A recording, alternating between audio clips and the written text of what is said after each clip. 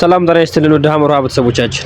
ምሰሶው ዘመመ የቴዲ አፍሮ አዲስ ስንኞችና የመንግስት ወቀሳ። የኢትዮጵያ የሙዚቃው ንጉስ ቴዲ አፍሮ ዛሬ ይፋ ባደረጋቸው አዲስ ግጥምና ዜማዎች በሀገሪቱ ወቅታዊና ፖለቲካዊ ማህበራዊ ቀውሶች ላይ ያነጣጠረ ጠንከር ያለ ትችት መሰንዘሩ ከፍተኛ መነጋገሪያ ሆኗል።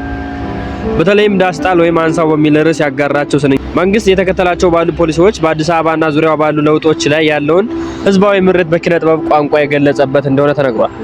ቴዲ አፍሮ በግጥሙ ውስጥ አዲስ አበባን አዱ ሸገር ሲል እየጠራ ከተማዋ የሁሉ መሆኗ ቀርቶ የመገለልና የባይተዋር ስሜት እየነገሰባት መሆኑን ይጠቁማል። መሃል ገቡና ቆሙን ከዳር የሚለው ስንኝ በከተማዋ ውስጥ የተካሄዱ ያሉ ልማትና የፖለቲካ ለውጦች ነባሩን ማህበረሰብ ያገለሉና ለተወሰነ አካል ብቻ ያደሉ ናቸው የሚል ትርጉም እንዳለው ብዙዎች በማህበራዊ ሚዲያ አስተያየታቸውን እየሰጡበት ይገኛል። አሳደገኝ ቀዬ ባደኩበት መንደር ባይተዋር ሰው ሁኜ እንደሌለው ሀገር የሚለው መስመሮች ደግሞ ዜጎች በዘጋ ሀገራቸውና ሰፈራቸው የመሸማቀቅና የመፈናቀል ስሜት እያደረባቸው መሆኑን በምሬት ይገልጻል።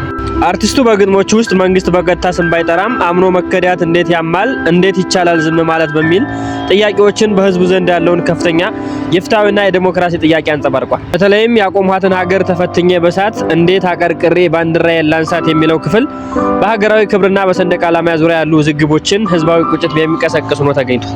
ይህ አዲስ ስራ በወጣ በጥቂት ሰዓታት ውስጥ በማህበራዊ ሚዲያ ገጾች ላይ ሰፊ ውይይት አጀንዳው ነው።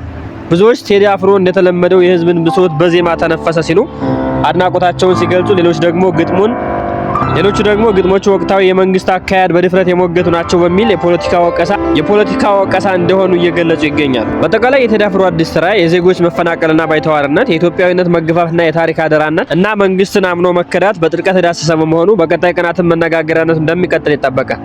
አርቲስቱ በተለይ ምሰሶው ዘመመ ጣራውም ያፈሳል በማለት የገለጸው ሀገራዊ ስጋት የብዙዎችን የልብ ትርታ የነካው ነው ተገኝቷል።